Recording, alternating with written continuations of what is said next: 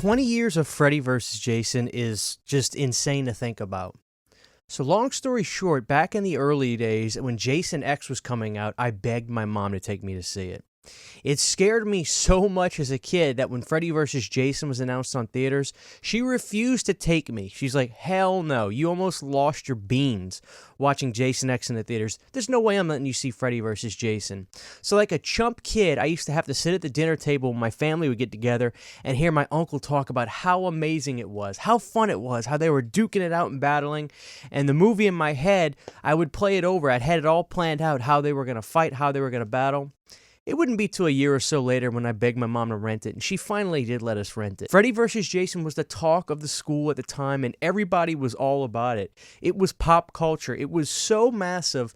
It was a great time in my life, so I have fond memories when I think about Freddy vs. Jason. You know, the reception of the movie is fairly good, but there are a lot of people that have issues with it. I myself have been pretty vocal about some things that I would have changed. But when a movie turns 20 years old, that's a lot of time. Can that time change your perception on the movie? There was only one way for me to find out, and that was to actually revisit Freddy vs. Jason. So I used my tin set, which I still really love, to watch the movie. I actually think that the movie does a pretty damn good job respecting the characters in the opening sequence. Freddy comes across really damn creepy when he's got that little girl down in the furnace with him, and he's licking the picture of her after he kills her to put it into his scrapbook, where he has basically this trophy book looking at all his victims. It set the tone really well. And it's nice to see Robert out of makeup as, you know, his own self playing Freddy, which is something I always appreciate. We saw it in like Freddy's Dead and maybe a few other movies, but seeing it in Freddy vs. Jason I thought was a nice touch. And I thought the opening for Jason, where the girl jumps in the lake by herself, set the tone really well. You've got the nice fog rolling through. The one word to describe Freddy vs. Jason for me is energetic. It moves like a freight train. It feels like it's going 1,000 miles an hour at all times. And that is something I really, really dig. 2003, I feel like this was still at the tail end of the American Pie era, which is interesting because I have personally been vocal about maybe not thinking 2003 was the best movie for this year to come out. But when you look at a lot of those movies around that time, I find myself being such a big fan of them. Movies like American Pie, movies like The New Guy, all that kind of stuff. I grew up on that, and I look back on it with fond memories. So when I was watching this movie, I couldn't help but feel like a big sense of nostalgia for that time period. And again, one of the themes that's been coming up a lot on this channel is time and what it can do for movies. Looking back now 20 years, this movie is in the rearview mirror big time. And the aesthetic of this film, it's something that I genuinely miss. Pre-cell phones, everybody was still very connected on a personal level. You don't see a whole lot of cell phones, if any, in Freddy vs. Jason. So one of the things I was just talking about on Twitter is every guy needs a girlfriend like Monica Keena in this movie. This girl's boyfriend disappears, and she still waits for him years later. There's a lot of funny personalities in here, and some of them stand out a little bit more so than others. But in terms of the vibe they all had together, I think it all clicked pretty well. There's a scene where one of the girls is falling asleep, and Freddy takes her nose off in the dream. Now, by my account, shouldn't that have actually happened in real life? Because whatever Freddy does to you in a dream should affect you in real life. Hence is why people are dying in their sleep. But in that movie, when he rips off the nose, she wakes up and the nose is still there. I can forgive that, but I mean, you could have just maybe scratched her on the face or something and she could woke up with a scratch instead of losing her nose. I don't know. That's the only thing I really want to gripe about this time around is like, come on, like you could at least match to that sort of continuity with the film. There's certainly a humor to this film, and some of the scenes that really stand out for me by a long shot is that cornfield scene where they've got that big party going on. To me, this is Jason's scene. Seeing him in that field where he gets caught on fire and everything, visually is just incredible. There's this big over-the-topness that the movie has. There's one part where Jason stabs the guy that gets on top of the girl, and when he throws him over his shoulder, the dude goes launching in the air. He flies like, I don't know, 50 feet. There's somewhat of an argument that that aesthetic is not what they should have gone for, and maybe some sort of a more serious tone. I can understand that, but it's hard to say. We only have the one movie that we got to be able to judge the aesthetic that they went for with that.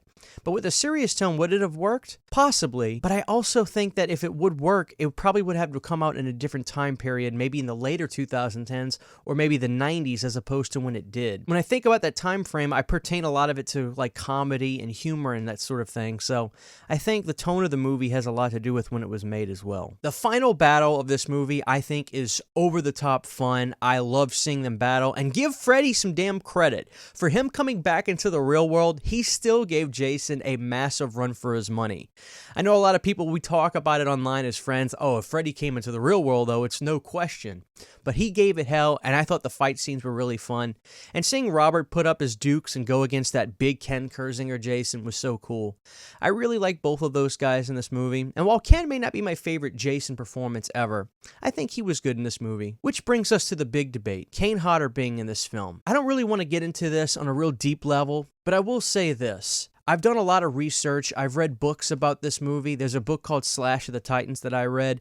I think there's one person you definitely should not place the blame on for Kane Hodder not being in this film, in my opinion. I don't think he had any sort of dog in the fight with this. The guy barely saw any of the films anyway. I think he was willing to go along with just what the producers were wanting for the most part. With that script and that movie, do you think Kane Hodder would have been pleasant for the producers on set?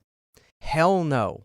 He would have had a problem with how Jason reacted to being afraid of water, probably would have had some problems with the way Jason would have just played out in certain scenes, or especially in the fight scenes. And I think, although I love Kane Hodder, and I would have still loved to have seen him in this movie, the reason he wasn't in the movie was certainly because of the outside forces like the producers and things like that. I think Ronnie Yu had no dog in the fight at all, and he would have been totally fine with Kane Hodder being in this film. There is also an argument that they really wanted a big Jason, and I will say this, I have been in a room with Ken and Kane Hodder together. Ken Kirzinger is a hell of a lot bigger. So if that really was a big part of it, you have to take that into account, that Ken really is a giant son of a bitch. I think he's close to 7 foot tall. He was a monster.